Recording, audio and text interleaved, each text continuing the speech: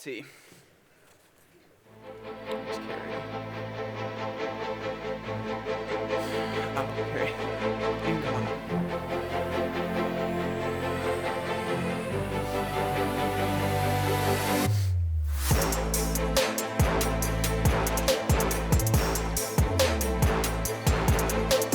You guys can come up. Yeah. You guys.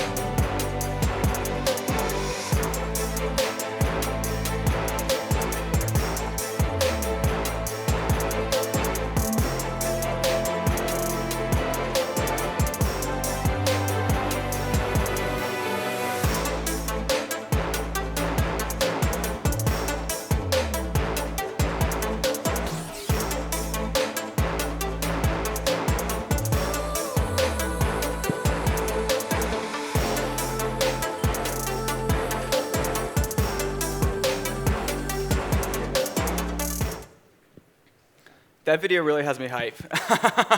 So thank you, stream. LD, panel, the stage is yours. Thank you very much. Thank you all for joining us this morning. I have the honor of having the coolest panel here. I know everybody's going to have cool panels, but this is the coolest panel. I'm going to let you both introduce yourselves, but you both have really great backgrounds, right? Jesse, you spent a lot of your career at Heinz, and we just saw kind of all that cool strategy that Heinz out, and now you're over at Jamestown. Now over at Howard Hughes, literally building cities. Here, you spent literally the last few years at one of the coolest companies, I think, now going through its own weird change over at Sidewalk Labs, now over at Jamestown, which also builds really cool, iconic assets. So would love for you both, maybe starting with you, Jesse, introduce yourselves and tell us a little about kind of that journey of going from really, really iconic companies to new, really iconic companies and what that looks like. Yeah, is this on? All right. A lot of times people tell me I don't need a microphone because my voice is too loud already.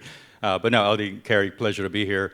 Again, Jesse Carrillo, Chief Innovation Officer, previously with Heinz, and another shout out for Jeannie. I had the pleasure and the honor worked with Jeannie for a lot of years, and it's amazing what they're doing there. And that brainchild you saw was hers, and so I've really had a really great time working with her and putting that together. But so excited to see where they're taking it. But yeah, after a long career at Heinz, I've jumped over to Howard Hughes. Howard Hughes is a master plan community headquartered just north of Houston. They build mini cities, and so it's cool to use different parts of my brain, learning all sorts of stuff about retail, food and beverage, and entertainment venues. And being a concert goer, I already got my concert tickets and my VIP passes, so I'm excited about it. I've got some of my team, Howard Hughes team. Woo! Let's go see some shows. But no, it's again just being in this industry for a long time. It's been exciting to see how it's evolved, and I was here at RETCON last year and got excited about this event, and so happy to be back. And again, just so excited to be at a different firm, meet some new folks, and again use different parts of the brain. Being at Heinz, it was fantastic, global company, but now be able to focus on portfolios where you can actually make an impact, where you can actually implement technology and see it across a portfolio. I think it's going to be exciting. At Heinz, we were very decentralized, and as Jeannie described, so many different systems, but I'm excited to hopefully create some innovation around a portfolio of a master plan community. So happy to have this conversation. Carrie. Hi, thank you so much. It's great to connect with you in person and great to meet you as well. Yes, the past, it's been a really interesting transition from Sidewalk Labs, where I was for 5.5 years, and then moving into Jamestown. Sidewalk was a fantastic place, really big, lofty goals, a lot of amazing stuff that we did. The folks I worked with were extraordinary and were experts in their space, whether it was mobility, energy systems, ground floor retail, you name it. And we were led by just an incredible visionary, Dan Doctoroff, who's still very much involved in making New York great and an amazing place. It was funny with Sidewalk, I actually moved to Toronto for a year, so lived and breathed the Sidewalk Toronto project, which had all of its challenges, but again was such an exciting thing to do. Transitioning to Jamestown, I joined last October. I'm on the tech and innovation team, and one of my colleagues is also here, who's part of it and leads our venture strategy. It's been really fun because at Jamestown, I can actually pilot and deploy the things I was dreaming about at Sidewalk. So the things we were planning in the project and had a beautiful 1,000-page book about, I get to actually do. which is really, really fun. It's also just a highly entrepreneurial culture, and we may get to that when we talk about building an innovation culture, but folks across the company are just super fired up about innovation in tech. They're constantly sending ideas. All of our properties and asset managers are also, engaging and doing a lot of their own stuff, and it's just really, really fun to see. So I really am enjoying being there. Thank you both for joining. For those who don't know Cherre, I'm LD, one of the founders at Cherre. We're a real estate data management platform. We connect data for some of the largest asset managers in the world, many in the room today. So let's kick it off. You both have really, really cool assets in your portfolio, and a lot of you have really cool assets in your portfolio, but very unique in the sense that Jamestown doesn't just build properties. They're always very unique assets. Same thing with Howard Hughes. It's either cities or very specific iconic assets. Maybe start with you, Carrie. How do you think about the role that technology plays in making these assets iconic, whereas maybe in the past it was where it's located? It's just still true today. The architecture, I think those things are very true, but technology plays a different role than it did in the past. So what does that look like today in your world? Yeah, that's a good question. I think with our properties, we've always focused on placemaking and wonderful experiences for the people who visit and making it, an exciting, memorable event or moment. That's for a lot of our big mixed-use assets like Ghirardelli Square or Chelsea Market, Pont City Market. Then our portfolio also includes a lot of office assets, and again, it's making it a great experience for the tenants or the visitors or residents. When I think about technology and the way we think about it in the company is how can it just extend and enhance that already existing on-the-ground hospitality, seamless, wonderful, experience from parking your car or parking your electric vehicle or bike, going through to the building. When we think about technology, is how do you enable that? So, access control systems where you just wave your hand to get in. A sense that, there's interesting building comfort systems where as the occupier, you can, press a sensor when you're too hot or too cold and have the space adapt to you. We've been doing a ton of stuff with HQO over the years. We helped work with them early on, back in 2017, I believe, and helped bring them, piloted them in our Boston property. And we're doing a bunch of stuff with them, like order ahead for food, because at a lot of our properties, the lines are really long for food. And if you're an office worker, it's not fun. And so how can you order ahead and get the food and kind of cut the line and be in the in crowd? So a bunch of stuff we're trying there. And again, it's totally agree with Jeannie. It's not tech for tech's sake. It's about enhancing the already existing hospitality experience we have at the properties. And Jesse, thank you. You have a little unique perspective in the sense that you guys are building 350,000 person cities. You might call it the master development plan, but it's literally a city. And you have a little more flexibility maybe than some other folks have in how technology might actually shape that community and the community around it. So placemaking at a slightly grander scale. What does that look like? I think it's similar to what Carrie described. I mean, we have similar projects. We're actually working with some of your partners in our, Seaport District here in New York, trying to, see some of the things you did. So again, the beauty of this community is we try to help each other. So learning from some of the things you guys are doing, the same partners, I think that's exciting. So I think it's exactly what Carrie said, extending it. I think I'll add to that, and then I'll answer the other question. I think for us, it's also one of the things that a lot of us have been trying to do for a lot of years is capture the data, capture those connections. And so what can we do when folks visit our communities, visit our establishments? How can we use that data to make better experiences the next time and the next time and the next time? So I think that's been the big challenge that a lot of us have been facing, even previous firms, is how do you collect the data, anonymize it, make sure that folks are okay with it. So there's a huge conversation around that. But I think if we can't capture the data and make the experience better the next time they show up, then maybe they won't show up to the party next time. And so I think it's a continual learning about that experience, and using technology, I think it's the only way you're going to make it happen. From a city perspective, it's like you described, it's what, it's Howard Hughes folks don't like it when I say this, but it's sometimes like the Truman Show if you ever saw the movie, right? And we build a community you never want to leave.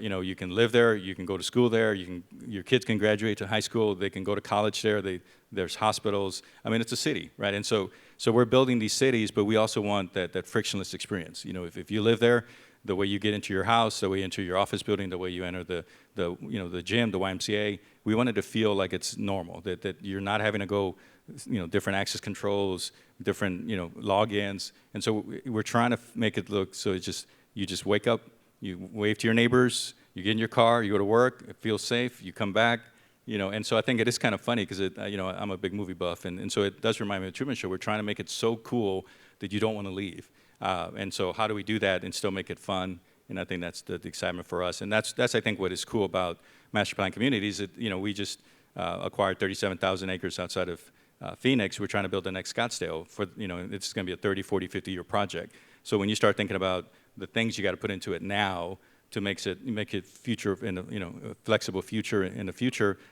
what do you have to do now, knowing that technology is going to evolve over the next 3, 5, 10 years? But I think it's just that idea that you want when someone visits, they never want to leave. When you buy a house there, you live in a multifamily, you have everything you need, and it's frictionless. I think we use the word over and over again: frictionless, seamless experience.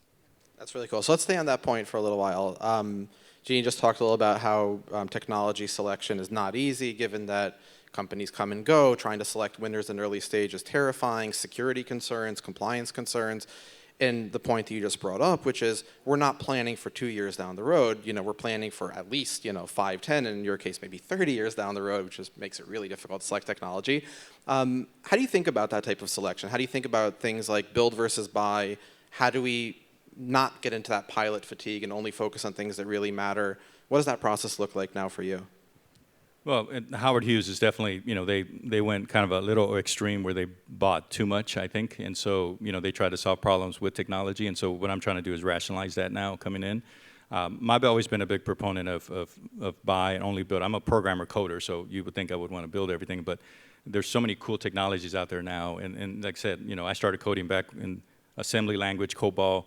LD and I talked about it. The stuff that you guys can code in today is so much cooler and so much faster. And so why, spend all those, 6, 8, 12-month projects when you guys can deploy technology in 4 to 6 weeks? And so I'm a big proponent of buy, but you have to buy the right thing at the right time. And I think it is challenging because even the acquisitions taking place over the last couple of years, we always talk about who can see our data, who collects the data. And one of the things that in a previous firm, at Hines, we always talked about is, if we build something and we try to sell it to the market, will people be concerned that Hines now has their data? And you work in data, and Cherre does data, and so that's still a big concern for us. When we see a major player buy a product, we are concerned. It's like, well, they just bought this product, we like the product, but does our competitor now have access, even though they quote don't? But it's a leadership as a hard change of their mindset to say, yes, your competitor now owns the product, owns the solution, but they don't have access to your data. And so we spent a lot of time trying to convince our leadership that that's an okay model. But I think for all of you guys, as you guys think about your products and how you're partnering with clients, that is still a challenge that I think a lot of us face is how do we, and I'll just use an example, whether it's JLL, CBRE, or, when they buy a technology, do we now all of a sudden can't use the technology because we don't believe that they're protecting our data? So it's a lot more due diligence, but it is hard because there's so much acquisition right now, and it is trying to figure out who is the long haul player, and will they not get shut down in 2 years when we really need them? But I think that to me, I get excited because even if they get shut down, the next one will come up and the next one will come up. So I think going back to what Jeannie was describing, it is what she's building at Hines. It is what you guys have built for some clients. Is how do you build that platform that collects it and integrates and makes it easier for us? So it doesn't matter what we plug and play. That's awesome. And Carrie, I would love to hear your perspective. Also, if you can bring in some of that past experience from Sidewalk, a place that wanted to do a lot of pilots but ended up being very centralized, kind of that Google build mentality, which is changing, by the way, since then, which is kind of funny. We work with Google a lot. What does that look like today in your selection process, and how do you kind of avoid some of those pitfalls that we just talked about? Yeah, I'll first talk about Jamestown, but so I agree with the pilot fatigue. My job is literally to do pilots and deployments, and so there's a great pressure to do pilots, get them done, run them, what are the results, what are the learnings, but you have to weigh it with what is the level of lift for the property managers, the asset managers, how big of a pain in the butt is this going to be, because you can run all the pilots you want, but it's going to be exhausting for your teams, and it's just not worth the effort. I totally agree with the risk of, well, will this company exist in 2 years, 3 years? Like, there are a few pilots we were thinking of running, and now the companies have gone bust. But I would say that yes, there's always that risk with innovation. In many cases, we try to pilot, at one asset, and then we pilot a similar one at a different asset. Again, that has to be worth the lift. But then I'd also say, just getting the general learnings is critical, even if that, parking sensor or whatever it is doesn't end up existing and it flames out and it can't hit the, the venture growth benchmarks it needs to hit. You've still learned a lot as a company on how do you incorporate that data or whatever it is, and that can be used down the line with a different company. So that's kind of how I approach it and think about it at this point. And then with Sidewalk, what did you want me to touch on? Thinking about kind of how that differs from previous strategy, which is build everything in-house. Yeah, it's actually interesting. With Sidewalk, we didn't take that approach. I think there was a lot of myths about the company. We targeted a couple very distinct verticals of what we wanted to build in-house, and those were things that we did not see something in the market and felt like we had some sort of competitive advantage. So mass timber was one of those things, and we created a company around that. Unfortunately, it just folded, which is not great because there was amazing IP and wonderful people part of it and years of work. But we felt like, okay, we have this competitive advantage. We have great people who know this stuff. We've seen the factories in Switzerland. We're going to do something in the US. So that was one vertical. There's a few others that still exist, and now they're part of Google. So there's a really interesting company called Mesa that I mentioned before, where it's excellent for buildings that don't have building management systems. You instrument the space. Your tenants are able to touch a button when it's too hot or too cold. So that's a company that still exists and goes on. But the idea with Sidewalk was really, how can we partner with existing companies? Because there's no way a team of 100 people can build all the insane amount of things you need to build to get a city to function. So yeah, before you go on, I do want to latch on something Carrie said, which I think is very accurate. You are going to fail a lot, and when you're looking at all these technologies and these pilots. And I think it's funny because we're in an industry that they don't want to fail. Like the investors don't want to know that you failed. Our tenants don't want to have their offices cold because you're testing, sensors. And so I think you have to be in a culture, you have to be in a company, and I think that's where we're fortunate, Howard Hughes and Jamestown, a few other companies here, where leadership has said, it's okay for you guys to fail. Learn, fail, help us get better, figure out what is right for our organization or portfolio. But it is hard. I mean, in this industry, again, I've been in this industry a long time, and when you tell leadership, hey, we're going to try something, we're probably going to fail, they don't want to hear that, right? And so you do have to change their mindset, and you have to have that idea that it's okay to fail because you are learning. I love that. And I also love that timber is a discussion around innovation. It's funny, but it's real, right? I think about Katera and 30-foot CLT. Yeah. I wish they didn't fail because we need that type of technology. It's just really hard to justify the cost. Let's switch over to data a bit. We've heard before, and you both mentioned data in different ways. And I think where data maybe 10 years ago was more of a nice to have, today it's driving the actual decisions in an organization, both on the acquisition side, the property and asset management side of the house. And that requires some type of data hub in the middle to get all this data connected. And there are many ways to do that, right? There are ways to just avoid the problem. You can build in-house. You can buy certain solutions off the shelf. They all have their pros and cons. Maybe starting with you, Carrie. How do you think about your data strategy? What are you trying to achieve, most importantly, at the end? What's the end goal? And because how is almost not important, but what are you trying to achieve at the end, and what is that going to give you as an advantage as an organization over the next 3 to 5 years? Yeah, and that's a good question because we're also talking to Cherre about potential engagement. So when I think about the data, it's two parts. It's what can we do with our data that we already have internally that we're not taking advantage of, and then what external data sources can we pull in? So that's a lot of location data, credit card information, pulling in census, which is such a pain to constantly churn through.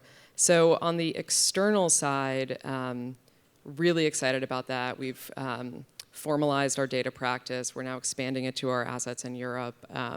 We work with a number of really great platforms, Placer, Marker, Earnest. We're constantly looking for other ones that can get even more real-time granularity on, in a very privacy respectful way, where are people going? What are they doing? What do they do when they're at our properties? Who are they? There are challenges with that. A lot of this is cell phone data, and when you have multi-story assets, as many of you know, you can't actually really extrapolate who is going to the ground floor versus who is going to the office upstairs. But we're able to do that, and we're also working with companies that have sensor technologies, so we can knit the cell phone or credit card or whatever type of data to the actual on-the-ground user. But that's challenging, frankly. So we're really excited about that. With our external data as well, we are working within the company to teach the whole company how to use these platforms. We have a couple people who are excellent at it, but we need people to be really fluent in these platforms, and they're extremely user-friendly, and so we're in the midst of training up the entire company on this. Then on the internal side, we talked a little bit about this on Friday, but again, it's how can we take advantage of internal data? Like, we have so much leasing information across our properties, and when our acquisitions team is looking at something, there should be a very simple way for them to look at all the comps we have, the rent rolls, and all of those details, and that's a challenge right now. So a lot of it is just how can we pull this in and take advantage of it, and frankly also cut back on a lot of teams' times. There's a lot of time spent asking other teams for data, emailing it. We're working on actually kind of counting up the amount of hours that spends just for our own sake, and I think it's going to be really interesting how much time we save for a lot of our asset managers in particular. So those are the two ways we're thinking about it. And Jesse? Yeah, very similar. Howard Hughes, it's very regionalized. We have 6 regions, and so they all are very autonomous. They all make their own decisions on P&L, and so the data is sprawled all over the place. And so it's the same thing Carrie described, is you spend so much time trying to collect the data for every month, every quarter, for reports. And so there's a reason why we're speaking to companies like yours and others just to figure out how do we start collecting it quicker so that we can help our own folks. But we're more excited about the external data, I think, because again, as you're designing these buildings for these new cities, and should we put a multifamily here? Should we put 4 multifamilies? We want to understand who's living in the area, which demographics are coming in, what age, how many kids, all that. And so we want that external data. And so I think having a platform that can have access to that external data, scrape it, whatever's publicly accessible, create the relationships with those data providers is what we're looking for, so that we don't have to go do it ourselves. And I think the external data is going to help us the most. I mean, yes, we need some efficiency gains on the inside, but when you're trying to decide, it's almost like the game of Sims. You're trying to decide how many buildings and where do you put them, where do you put the lake, where do you put the roads, where do you put the parks. Having that data come in from the outside is more important for us. So we're excited to be able to find a platform that can collect that for us. And so that's why we're speaking to you and others. SimCity by far was my favorite game growing up. And then when you realize in real life later that you start a building and come back 20 years later when it's built, it's a little depressing, the time lag between what you imagine and what it is. We're at time. Thank you very much, Jesse, Carrie. Thank you all for joining today. My only take away from this is when you think about building long-term strategies, start with the end. What do you want to achieve at the end? Where are you headed? What things do you want to be able to do that you can't do today, and work your way back? Don't start with the pilots, with the cool idea, with the flashy technology. Start with where you're headed and work your way back. Thank you both. Thank you all. Thanks. Thank you all.